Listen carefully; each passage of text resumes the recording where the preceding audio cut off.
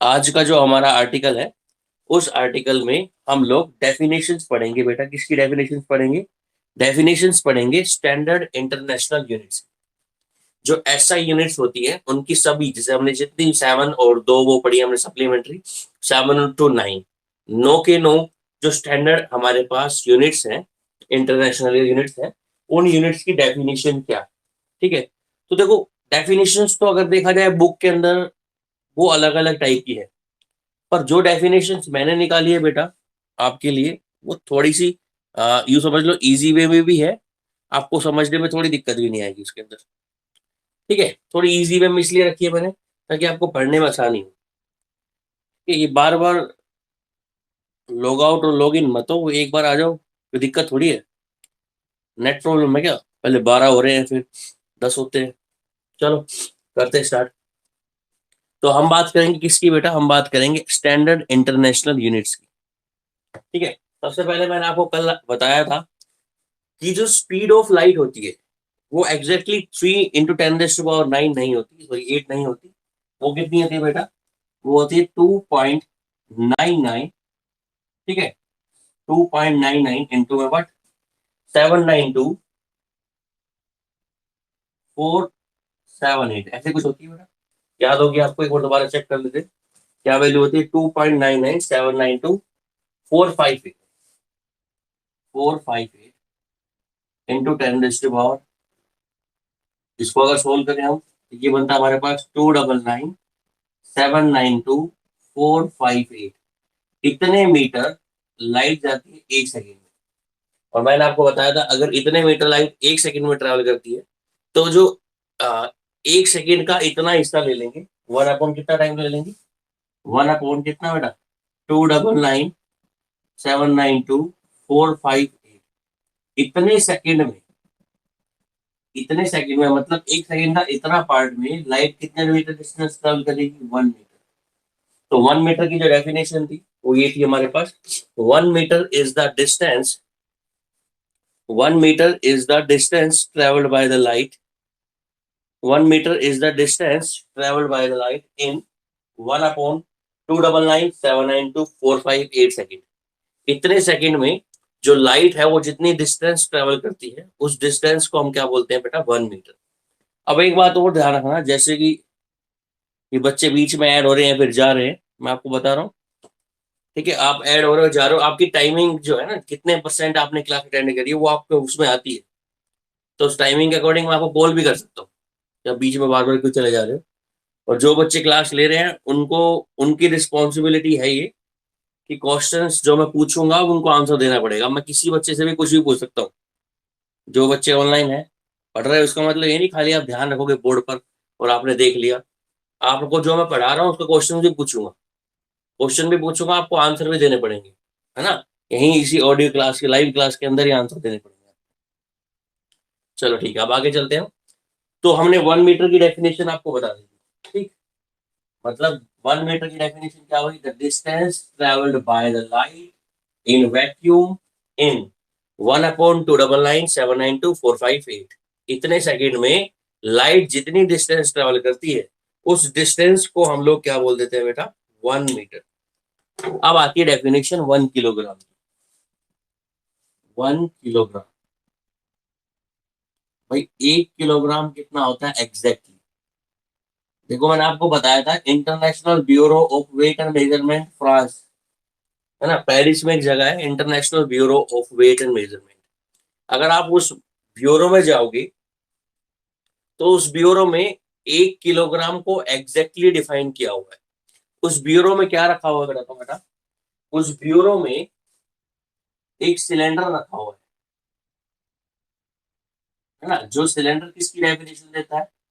जो सिलेंडर देता है 1 किलोग्राम की डेफिनेशन। उस सिलेंडर का जो वेट है ना, वो हम बोल रहे हैं, वो साइंटिस्ट बोलते हैं, वो दुनिया बोलती है कि वो उसका वेट एग्जैक्टली 1 किलोग्राम का है। अब वो जो सिलेंडर है ना, वो सिलेंडर बना हुआ है अलॉय से। किससे बना हुआ है बेटा? अलॉय से बना हुआ है। कौन सा अलॉय है? प्लेटिनम और प्लेटिनम एंड इरिडियम, ठीक है। ये दो टाइप के मटेरियल से एक अलॉय बना है। किसका मटेरियल है? प्लेटिनम का और इरिडियम का एक मटेरियल है, ठीक है, उसका एक प्रोटोटाइप, प्रोटोटाइप में मतलब एक सिलेंड्रिकल शेप का ऑब्जेक्ट बनाया हुआ है, ठीक है। उस सिलेंडर की खासियत क्या है बेटा, उस सिलेंडर का डायमीटर और उसकी लेंथ, ये सिलेंडर है, ये इसका डायमीटर है, मान लो डायमीटर डी है, और इस सिलेंडर की लेंथ कितनी है, मान लो एल, और डी बराबर किसके है बेटा, एल। डायमीटर और लेंथ दोनों की बराबर है, ठीक है।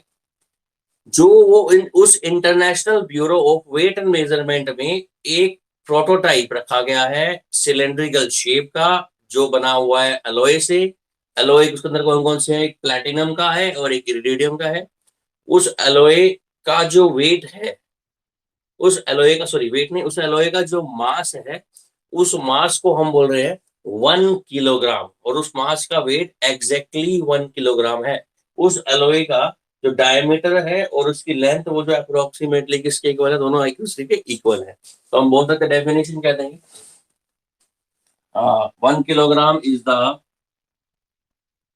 1 kilogram is the mass of platinum iridium, platinum iridium alloy, ठीक है, of cylindrical size, having equal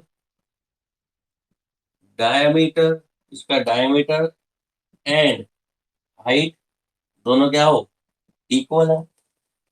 ये मास है उस प्लेटिनम इरिडियम अलॉय का जो सिलेंड्रिकल शेप का है, सिलेंड्रिकल साइज का है, उसका डायमीटर और उसकी हाइट, दोनों की हाइट इक्वल है। Which is placed, which is kept, at International Bureau of Weight and Paris, France, ठीक है। तो ये हमारे पास एग्जैक्ट डेफिनेशन होगी बेटा किसकी, 1 किलोग्राम की। समझ आ गई होगी आप तो, कोई डाउट है तो पूछ सकते हो अभी, अदरवाइज अगली डेफिनेशन में चल रहे हैं। चले स्टैंड, चलो। तो ये हो गया हमारे पास 1 किलोग्राम की डेफिनेशन। नेक्स्ट आती है हमारे पास बेटा 1 सेकेंड की।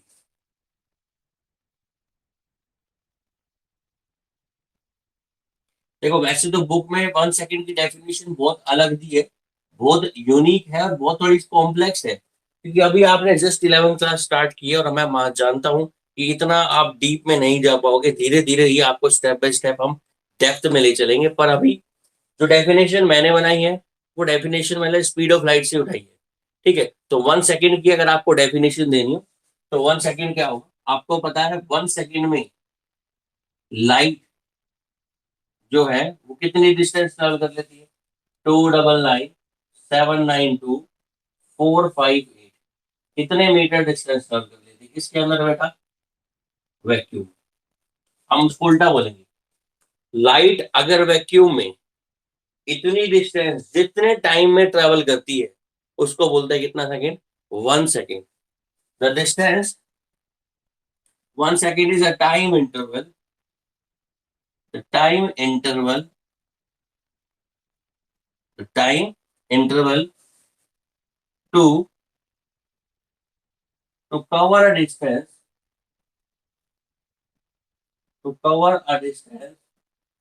Of light of 299 792 458 metre in vacuum, in vacuum क्या बोलेंगे बेटा उसको, कॉल्ड 1 सेकेंड। वो टाइम इंटरवल जिस इंटरवल के अंदर आपकी लाइट वैक्यूम में इतने मीटर डिस्टेंस कवर कर ले, उस टाइम इंटरवल को हम लोग क्या बोलेंगे बेटा, 1 सेकेंड।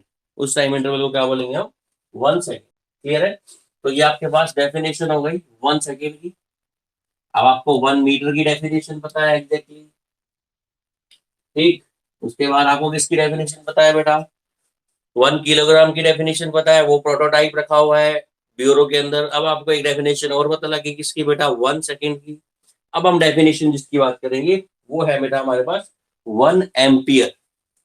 इसकी डेफिनेशन बात करेंगे 1 एम्पियर।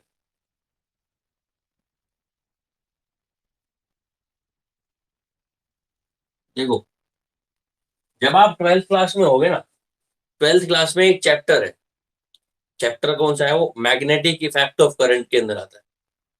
उस मैग्नेटिक इफेक्ट ऑफ करंट में सेम यही डेफिनेशन जो मैं आपको अब बता रहा हूँ, सेम यही डेफिनेशन आपको 12th में दोबारा से बताई जाएगी।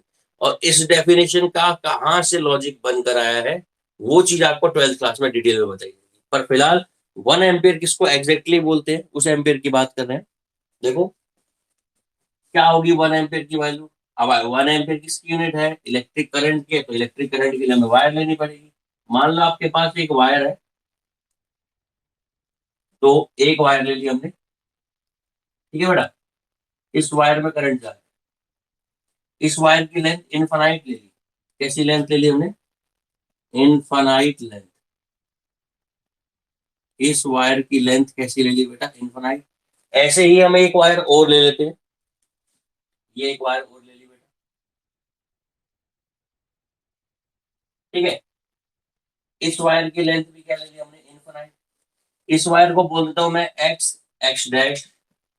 इस वायर को बोलता हूँ वाई, वाई डैश। तो हमने दो वायर ले ली, ठीक। दोनों वायर में हमने सेम करंट पास कर दिया। इसमें भी कितना करंट पास कर दिया, आई। और इसमें भी कितना करंट पास कर दिया हमने, आई। देखो, मैं आपको 1 एम्पियर की डेफिनेशन बता रहा हूं, जो कि International Bureau of Weight and Measurement ने डिफाइन की है। उन्होंने असाइन किया है कि इसको हम एग्जैक्टली 1 एम्पियर बोलेंगे, ठीक है। तो वो जो एग्जैक्ट डेफिनेशन है मैं आपको वो बता रहा हूं, ठीक है बेटा। तो देखो, आई करंट इसमें से जा रहा है, आई करंट इसमें से जा रहा है। दोनों वायर की लेंथ कैसी ले ली हमने, इनफाइनाइट लेंथ। फर्स्ट पॉइंट ये है, दोनों वायर की लेंथ कैसी है, इनफाइनाइट। दूसरा, दोनों वायर में सेम करंट जा रहा है, same current is passing through the both of wire. तीसरा पॉइंट देखो, इन वायर के सराउंडिंग में जो मीडियम है ना बेटा, वो है वैक्यूम। कैसा मीडियम है, वैक्यूम में हमने प्लेस किए इसको, ठीक है। और इनके बीच की डिस्टेंस, दोनों वायर के बीच की डिस्टेंस कितने मीटर है, 1 मीटर। मतलब एक तो आपने किसमें प्लेस कर दिया इसको, वैक्यूम में। फोर्थ पॉइंट, इनके बीच की डिस्टेंस कितनी है, 1 मीटर इनके बीच की डिस्टेंस, ठीक है। तो ये दोनों वायर एक दूसरे पर फोर्स एक्सर्ट करेंगे। जब दो वायर है, दोनों वायर में सेम करंट जा रहा है, ठीक है, एक ही डायरेक्शन में या फिर अपोजिट डायरेक्शन में, 1 मीटर डिस्टेंस उनके बीच की है। और दोनों वायर की लेंथ कितनी है, इनफाइनाइट, इनफाइनाइट लेंथ है। और दोनों वायर को रखा है हमने वैक्यूम में, तो ये वाली वायर इस वाली वायर पर फोर्स लगाएगी, और ये वाली वायर इस वाली वायर पर फोर्स लगाएगी। अब देखो, फोर्स लगाने का रीजन क्या है, ये मैग्नेटिक फील्ड प्रोड्यूस करेगी, वो भी मैग्नेटिक फील्ड प्रोड्यूस करेगी, दोनों के मैग्नेटिक फील्ड आपस में इंटरेक्ट करेंगे। तो ये वाली वायर इस पर फोर्स लगाएगी, और ये वाली वायर इस पर फोर्स लगाएगी। अगर ये वाली वायर फर्स्ट वाली सेकंड पर, या फिर सेकंड वाली फर्स्ट पर, फिफ्थ पॉइंट सुनो, इतना फोर्स लगा दे, 2 × 10⁻⁷न्यूटन, इतना फोर्स लगा दे, ये वाली वायर इस पर और ये वाली वायर इस पर, कितना फोर्स लगा दे, 2 × 10⁻⁷न्यूटन, उसकी पर यूनिट लेंथ पर, उस वायर की पर यूनिट लेंथ पर इतना अगर फोर्स लगा दे, तो हम बोलेंगे दोनों वायर में 1 1 एम्पियर करंट जा रहा है। दोनों वायर में कितना करंट जा रहा है, 1 1 एम्पियर। समझ में आया, दोबारा सुन लो। 1 एम्पियर की डेफिनेशन है, ये दो वायर हमने ली, दोनों वायर की लेंथ हमने कैसे ले ली बेटा, इनफिनाइट। दोनों वायर के बीच का डिस्टेंस कितना ले लिया हमने, 1 मीटर। इनको प्लेस कर दिया वैक्यूम में, किसमें प्लेस कर दिया, वैक्यूम में। ये वाली वायर इस पर फोर्स लगा रही है, और ये वाली वायर इस पर फोर्स लगा रही है, ठीक है। अब दोनों वायर एक दूसरे पर फोर्स लगा रही है, अगर दोनों वायर एक दूसरे पर 2 × 10⁻⁷ न्यूटन का फोर्स लगाती है, तो हम बोलेंगे 2 × 10⁻⁷ न्यूटन उसकी पर यूनिट लेंथ पर, मतलब इसकी 1 यूनिट लेंथ पर, इसकी 1 यूनिट लेंथ पर, दोनों एक दूसरे पर फोर्स लगा रही है, कितना, 2 × 10⁻⁷ तो हम बोलेंगे इन वायर में एक एक एम्पियर करंट जा रहा है। इन वायर में कितना करंट जा रहा है, 1 1 एम्पियर, ठीक है। तो डेफिनेशन कैसे देंगे इसकी, देखो 1 एम्पियर की, 1 ampere if two infinite wire, step by step चलते हैं। If two infinite wire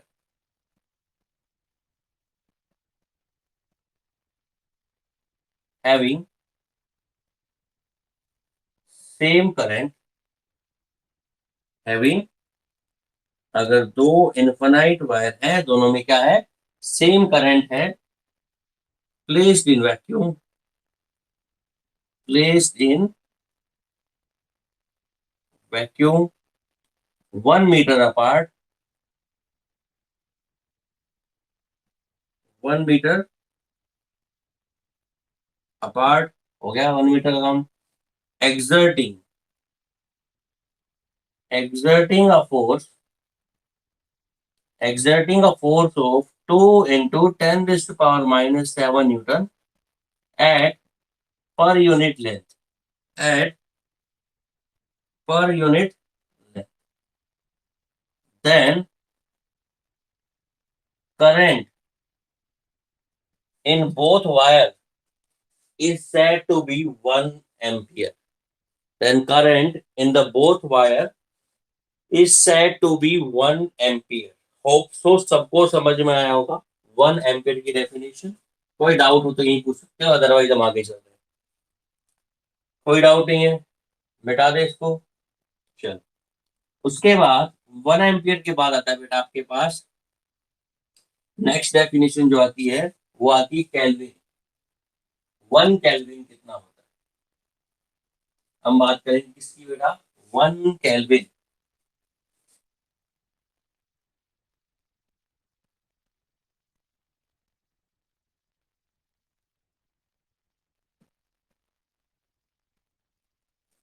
one kelvin देखो, आज ये जो हम पढ़ रहे हैं ना बेटा, इसमें आप एक छोटी सी बात समझ के रखो भाई। होता क्या है, जब हम पढ़ाई स्टार्ट करते हैं, जैसे हमारे घर में कोई नया मेंबर आता है ना, तो हम उस मेंबर को घर के बारे में डिटेल देते हैं कि बेटा ये तुम्हारे अंकल हैं, ये तुम्हारे चाचा हैं। उनको हर, जो भी नया मेंबर है उसको हर बंदे के बारे में डिटेल देते हैं कि ये चीज ये होती है, वो है, ठीक है। ऐसे ही जैसे अब आप फिजिक्स स्टार्ट कर रहे हो, तो अब आपको इस यूनिवर्स में जो स्टैंडर्ड क्वांटिटीज हैं, जो बेसिक्स क्वांटिटीज हैं, उनकी यूनिट्स के बारे में आपको बताया जा रहा है, ताकि आपको इन यूनिट्स के बारे में नॉलेज हो और आप इनको फर्दर कभी पढ़ो तो आपको आइडिया लगे तो ये यूनिट कहाँ से जनरेट हो सकती है, ठीक है। चलो, उसके बाद हम बात करेंगे 1 केल्विन की। जैसे आपको 1 केल्विन ये पता है किसकी यूनिट है बेटा, टेम्परेचर की यूनिट है। टेम्परेचर की ऐसा यूनिट, टेम्परेचर की ऐसा यूनिट क्या होती है, 1 केल्विन, है ना। 1 केल्विन को समझने के लिए सबसे पहले आपको एक टर्म समझनी पड़ेगी जिसका नाम है वाटर ट्रिपल पॉइंट। क्या नाम है, वाटर ट्रिपल पॉइंट। देखो, वाटर का मतलब पानी की बात ही कर रहा होगा, ट्रिपल पॉइंट मतलब 3 कंडीशन, और वाटर की 3 कंडीशन होती है। एक तो कौन सी होती है, सॉलिड, सॉलिड का मतलब आइस। एक हो गया लिक्विड, लिक्विड का मतलब सेम वाटर। और एक हो गया वेपर, ठीक है। 3 स्टेट की बात कर रहा हूँ, पॉइंट का मतलब एक टेम्परेचर ही होगा, एक ऐसा टेम्परेचर। मैं वाटर ट्रिपल पॉइंट की बात कर रहा हूँ, एक ऐसा टेम्परेचर जिस टेम्परेचर पर वाटर, आइस और वेपर्स, ये तीनों एग्जिस्ट करे और तीनों एक दूसरे पर इक्वल प्रेशर लगा रहे हैं। मतलब हमारा वाटर, ठीक है, आइस और वेपर, ये तीनों एग्जिस्ट करे जिस टेम्परेचर पर, जिस टेम्परेचर पर वाटर भी एग्जिस्ट करे, आइस भी एग्जिस्ट करे और प्रेशर वेपर भी एग्जिस्ट करे। जो वाटर जितना प्रेशर किस पे लगा रहा है बेटा, आइस पर, उतना ही प्रेशर आइस किस पर लगा रही हो, वाटर पर। जितना प्रेशर आइस किस पे लगा रही है, वेपर पर, उतना ही प्रेशर वेपर किस पे लगा रहा हो, आइस पर। और जितना वेपर प्रेशर लगा रहे हो वाटर पर, उतना ही वाटर प्रेशर लगा रहा हो वेपर पर। मतलब हम बोल सकते हैं ये तीनों फेज, ये तीनों स्टेट एक दूसरे की इक्विलिब्रियम में हो, एक दूसरे के क्या हो, इक्विलिब्रियम पे। ऐसा जब होगा जब हमारे पास टेम्परेचर कितना होगा, टेम्परेचर होगा ट्रिपल पॉइंट। ट्रिपल पॉइंट एक वो टेम्परेचर होता है जिस टेम्परेचर पर आपका वाटर, ठीक है, आपका लिक्विड, सॉरी लिक्विड, सॉलिड और गैस, वाटर के तीनों फेज एक दूसरे पर इक्वल प्रेशर लगा रहे हो, तीनों फेज एक दूसरे पर इक्वल प्रेशर लगा रहे हो, और तीनों फेज एक दूसरे के साथ इक्विलिब्रियम में हो, तो उस टेम्परेचर को बोल देते हैं वाटर ट्रिपल पॉइंट। क्या बोल देते हैं बेटा? Water triple point. तो मौसम की डेफिनेशन देखो, 1 केल्विन की डेफिनेशन वाटर ट्रिपल पॉइंट से निकल कर आती है, इसलिए बेटा मैंने आपको पहले वाटर ट्रिपल पॉइंट बताया। तो वाटर ट्रिपल पॉइंट की डेफिनेशन नोट कर सकते हो, the temperature at which temperature at which the three phase of water are in thermal equilibrium. Thermal equilibrium is called water triple point. ठीक है बेटा, ऐसा कब होता है? ऐसा तब होता है जब आपका टेम्परेचर हो 273.16 केल्विन।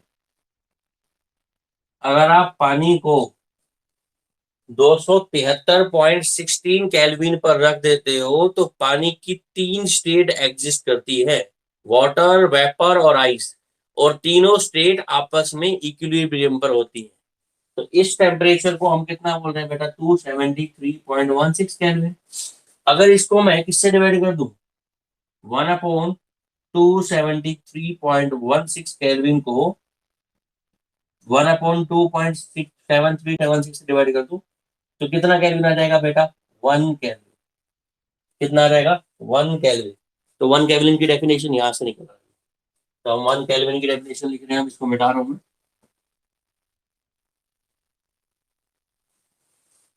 अब अपन अपने दिमाग में 1 केल्विन की डेफिनेशन आप बना ही रहे होगे। देखो, 1 kelvin is the 1 kelvin is the fraction 1 kelvin is the 1/273.16 1/273.16 fraction of thermodynamic water triple point। Thermodynamic water triple point का 1/273.116 फ्रैक्शन किसके इक्वल होता है बेटा? 1 केल्विन के इक्वल होता है।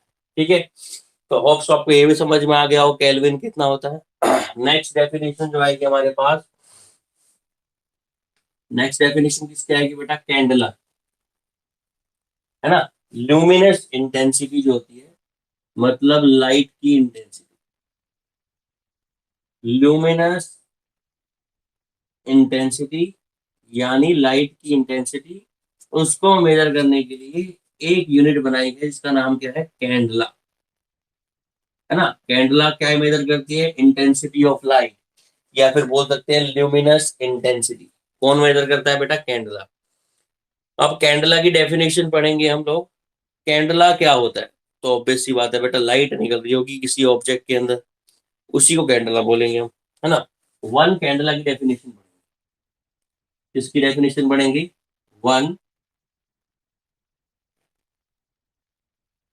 अब 1 कैंडला समझने के लिए आप ये मान के चलो कि आपको कुछ चीजों का पता होना चाहिए। देखो, हर डेफिनेशन में कुछ बेसिक्स नॉलेज होगी तो ही डेफिनेशन को आप कंटिन्यू करोगे। सबसे पहले आपका पता होना चाहिए ब्लैक बॉडी क्या होती है।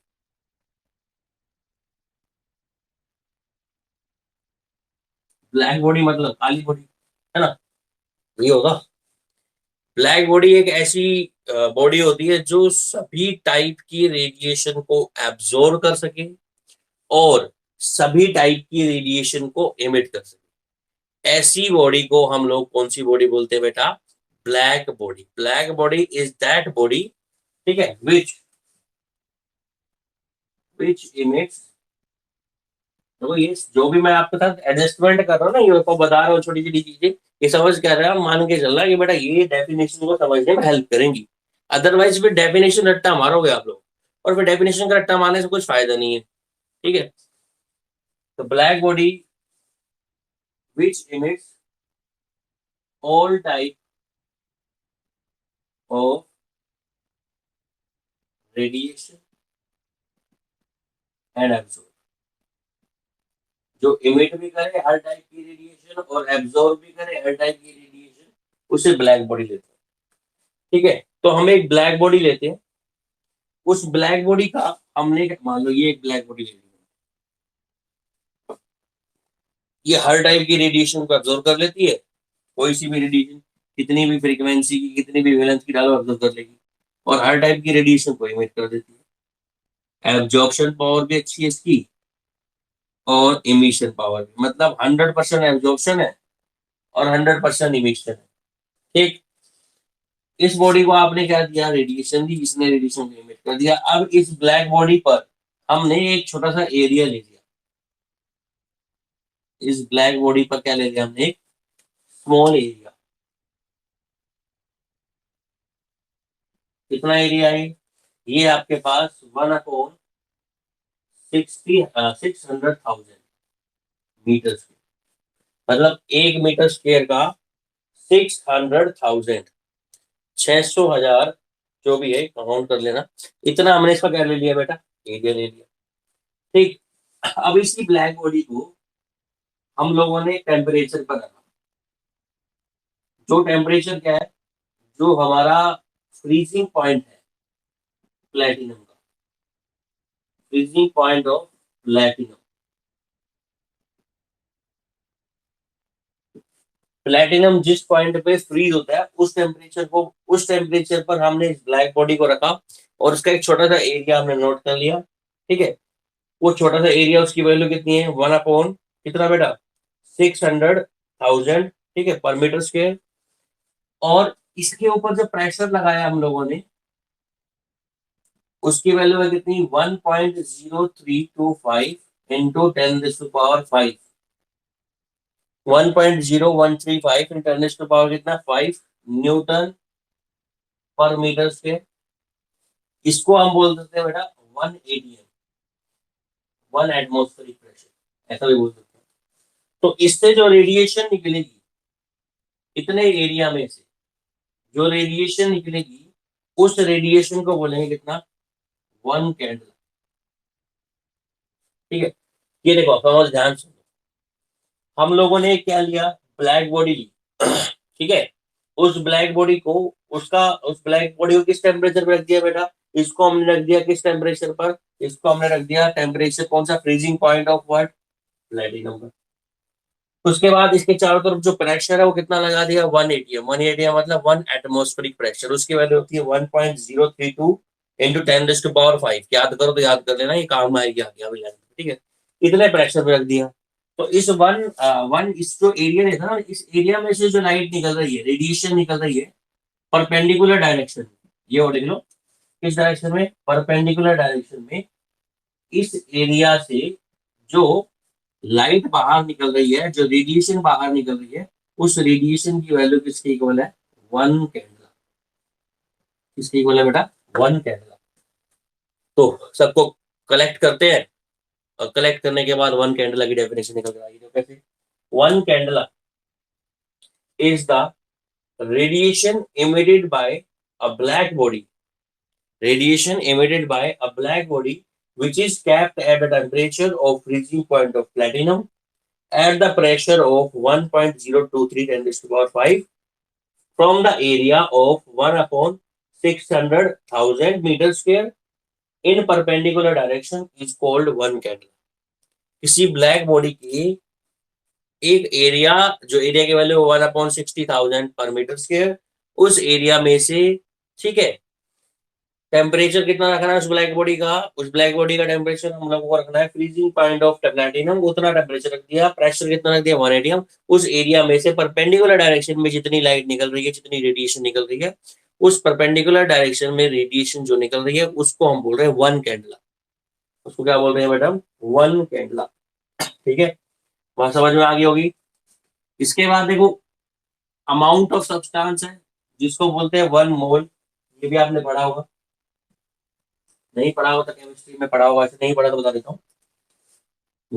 अमाउंट ऑफ सब्सटेंस, नेक्स्ट हमारे पास किसकी यूनिट है, अमाउंट ऑफ सब्सटेंस। जो अमाउंट ऑफ सब्सटेंस की जो यूनिट है बेटा, वो कौन सी यूनिट है, अमाउंट ऑफ सब्सटेंस की बेटा, अमाउंट ऑफ सब्सटेंस की यूनिट है मोल। कहते हैं ना यार, हम लोग बोलते हैं कि मेरे पास 12 पार्टिकल हैं, तो मतलब 1 दर्जन पार्टिकल है। ऐसे मैं बोलूं मेरे पास इतने नंबर ऑफ पार्टिकल है, तो मैं बोलूंगा मेरे पास 1 मोल पार्टिकल है। वो कितने नंबर ऑफ पार्टिकल्स है, 1 मोल के अंदर कितने पार्टिकल आते हैं, 6.022045 इंटू 10⁻23। 10⁻, कितना है बेटा, 23। अगर आपके पास इतने नंबर ऑफ पार्टिकल्स है, इतने नंबर ऑफ पार्टिकल्स है, ठीक है, तो आप बोल सकते हो आपके पास 1 मोल पार्टिकल। 1 मोल की डेफिनेशन क्या होगी, इतने नंबर ऑफ पार्टिकल्स अगर आपके पास है, तो आप बोल सकते हो आपके पास कितने पार्टिकल्स है बेटा, 1 मोल पार्टिकल।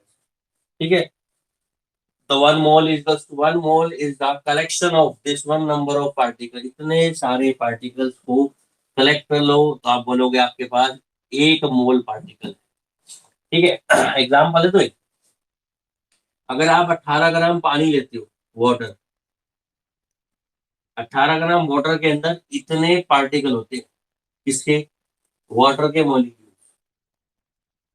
ये आपको मॉलिक्यूल्स मोल कंसेप्ट में अंकुर सर पढ़ाएंगे। 18 ग्राम पानी के अंदर इतने अगर वाटर मॉलिक्यूल्स हैं, 18 ग्राम पानी के अंदर इतने मॉलिक्यूल्स होते हैं, और वो मॉलिक्यूल्स कितने हैं, 6.02 × 10⁻23।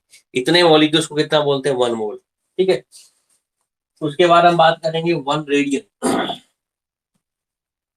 इसकी बात करेंगे, रेडियन के बारे में आपने पढ़ा हुआ है, ट्रिग्नोमेट्रिक में मैंने पढ़ाया था।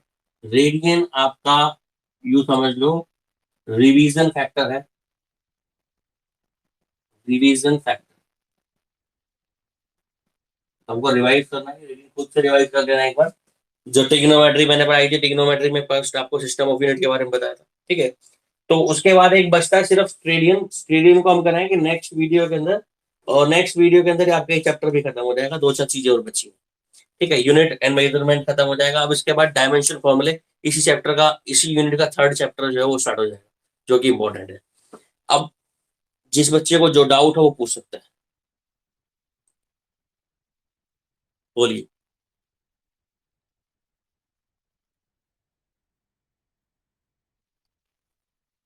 कैंडला की डेफिनेशन, एक ब्लैक बॉडी, नोट कर रहे हो, एक ब्लैक बॉडी, अच्छा वैसे बता दूं मैं, नोट करोगे। आपके पास सपोज करो बेटा एक ब्लैक बॉडी है, ठीक है, उस ब्लैक बॉडी का आपने छोटा सा एरिया ले लिया। छोटे सा एरिया की वैल्यू कितनी है, उस एरिया की वैल्यू है 1/600,000। इतना ले लिया, 1/6 लाख, 1/6 लाख मीटर पर सेकेंड आपने ले लिया। उस ब्लैक बॉडी को आपने किस टेम्परेचर पर रख दिया, जिस टेम्परेचर पर हमारा प्लेटिनम फ्रीज आउट होता है, उस टेम्परेचर पर रख दिया। प्रेशर कितना लगा दिया चार तरफ उसके, उसमें प्रेशर आपने लगा दिया कितना बेटा, 1 atm।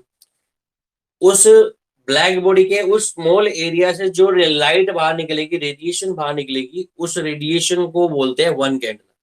1 candela is the amount of radiation emitted from the this one area of the black body which is kept at the temperature of platinum freezing point and at the pressure of 180। ठीक है बेटा, और कोई बच्चे को doubt, doubt बेटा, light year एक distance की यूनिट है। जैसे आप 1 साल में कितने किलोमीटर चल सकते हो,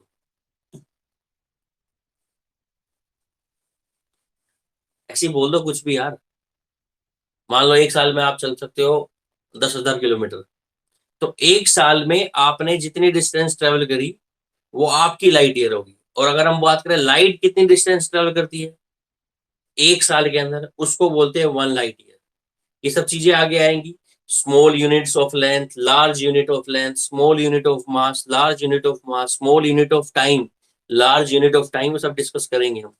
तो 1 light year is the distance traveled by the light in 1 second, sorry in 1 year, second नहीं 1 year, एक साल के अंदर लाइट जितनी डिस्टेंस ट्रेवल करेगी उसको 1 light year बोलते हैं।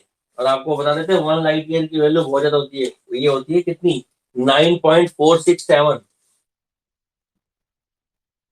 इंटू 10⁻15 मीटर, ये 1 light year की। नेक्स्ट, डाउट नहीं है तो जा सकते हो, क्लास ओवर है जी।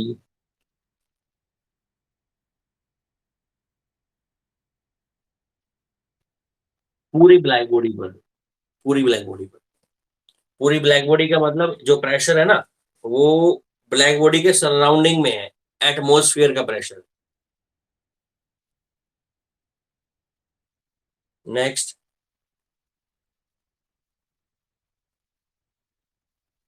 मतलब पढ़ तो रहे हो तुम है ना, मुझे लगा ऐसे ही ऑनलाइन आते हो बस चला के छोड़ देते हो, सो जाते हो फिर आराम से। ऑनलाइन गए है ना, म्यूट किया, वीडियो ऑफ किया, चद्दर निकाली, सो गए। ऐसा तो नहीं है कुछ? चलो पूछो फिर। अगली क्लास 11 बजे है। चलो, bye bye, tata bye bye. कोई क्वेश्चन है तो पूछ लो, वंदना पूछना है कुछ? चलो ठीक है बेटा, बाय बाय।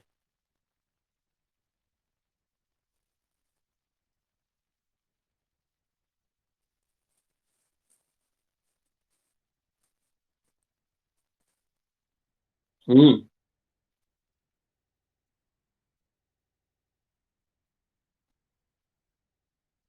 आप, मैं बोल तो रहा हूँ वो ना उससे रिलेटेड होंगी, किस कौन से साइंटिस्ट ने क्या डिस्कवरी की है ना,